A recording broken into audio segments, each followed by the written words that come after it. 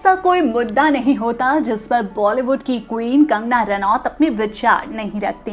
इन दिनों वो काफी चर्चा में हैं और उनके बिंदास बोलने महाराष्ट्र सरकार से लेकर संसद में बोल रही जया बच्चन के चूल्हे हिलाकर रख दिए हैं। सुशांत सिंह राजपूत की आत्महत्या के बाद से कंगना रनौत एक के बाद एक बयान दे रही हैं। कभी वो नेपोटिज्म का मुद्दा पुरजोर तरीके से उठा रही हैं, तो कभी बॉलीवुड में चल रहे नशे के खेल का पर्दाफाश करती नजर आ रही हैं। फिलहाल तो वो थाली विवाद को लेकर सुर्खियों में है। कंगना और विवादों का तो चोली दामन का साथ रहा है। आज हम अपनी इस खबर में कंगना और उनके कुछ ऐसे विवादों पर बात करेंगे जिन्हें सुनने के बाद आप भी कहेंगे कि बॉलीवुड की इस क्वीन से पंगा लेना तौबा रे तौबा।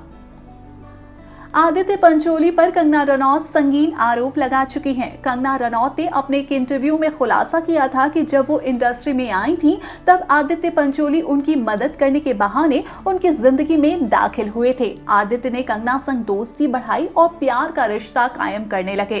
कंगना ने बताया था कि आदित्य उन्हें बॉलीवुड में काम दिलाने का लालच देते थे और उन्हें शारीरिक और मानसिक रूप से प्रताड़ित करते थे।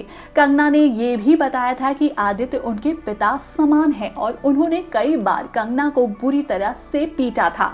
कंगना जैसे तैसे आदित्य के चंगुल से बाहर निकली।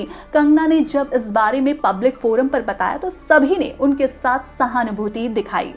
कंगना रनौत एक समय शेखर सुमन के बेटे अध्ययन सुमन को डेट कर रही थी। अचानक इनका ब्रेकअप हो गया। अध्ययन के परिवार वालों ने कंगना पर आरोप लगाया कि वो उनके बेटे पर जादू टोना करती थी।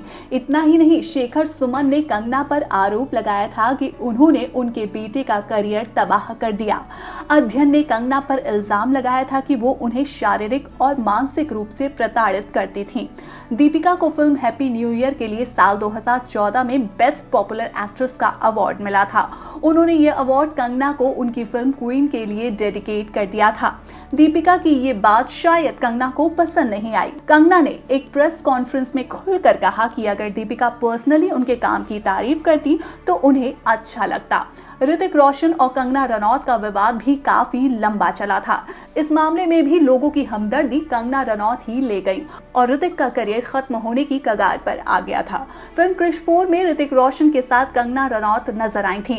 कंगना ने अपनी फिल्म सिमरन के प्रमोशन के दौरान ऋतिक पर आरोप लगाया था कि वो दोनों रिलेशनशिप में थे, लेकिन जब कंगना का करियर फ्लॉप हो गया था, ऋतिक ने उन्हें छोड़ दिया। क्वीन की सफलता के बाद ऋतिक एक बार फिर से कंगना की जिंदगी में वापसी करना चाहते थे, लेकिन कंगना ने इस रिश्ते को एक बार फिर से स्वीकार नहीं किया। ऋतिक ने इसके बाद कंगना को कई मेल किए। कंगना के इन आरोपों को ऋतिक ने सिरे से खारिज कर दिया था। कंगना रनौत और करण जौहर के बीच भी 36 का आंकड़ा है। करण जौहर पर कई बार कंगना नेपोटिज्म का आरोप लगा चुकी हैं। वो ये कहती रहती हैं कि करण स्टार किड्स को ही फिल्मों में चांस देते हैं। आउटसाइडर पर तो करण नजरें ही नहीं इनायत करते हैं। कंगना ने करण पर इल्जाम लगाया था कि वो इंडस्ट्री के माफिया हैं। कंगना रनौत ने सुशांत सिंह आत्महत्या के बाद भी नेपोटिज्म के मुद्दे पर करण जौहर को जमकर घसीटा। कंगना रनौत को इसका काफी फायदा भी मिला। मी टू मूवमेंट के दौरान कंगना रनौत ने क्वीन के निर्देशक विकास बहल पर हैरेसमेंट का आरोप लगाया था। कंगना रनौत ने खुलासा किया था कि जब भी वो विकास से मिलने जाती थी वो इतनी तेज से उन्हें गले लगा लेते थे जिससे उन्हें छुड़ाना बेहद मुश्किल हो जाता था। कंगना ने बताया था कि विकास उनसे कहते थे कि उनके पास से बेहद अच्छी खुशबू आती है। फिल्म जजमेंटल है क्या के प्रमोशन के दौरान कंगना रनौत की एक पत्रकार के साथ तू मैं हो गई थी। कंगना ने उस जर्नलिस्ट से कहा था कि उनकी पिछली फिल्म मणिकर्णिका के बारे में उल्टी सीधी बात क्यों लिख रहे हैं। इसके अलावा भी कंगना ने उस पत्रकार की ऐसी की तैसी कर दी थी। इस विवाद के बाद entertainment journalist guild of India ने कंगना पर प्रतिबंध लगा दिया। कंगना ने इसके बाद एक वीडियो शेयर किया जिसमें उन्होंने जर्नलिस्ट को घटिया और चीप बताया। अगर आपको हमारा चैनल गॉसिप फर्स्ट क्लास पसंद आया तो इसे लाइक करें, शेयर करें, सब्सक्राइब करें और बेल आइकन प्रेस करना ना भूलें ताकि आपको हमारी न्यू वीडियोस की नोटिफिकेशन लगातार मिलती रहे।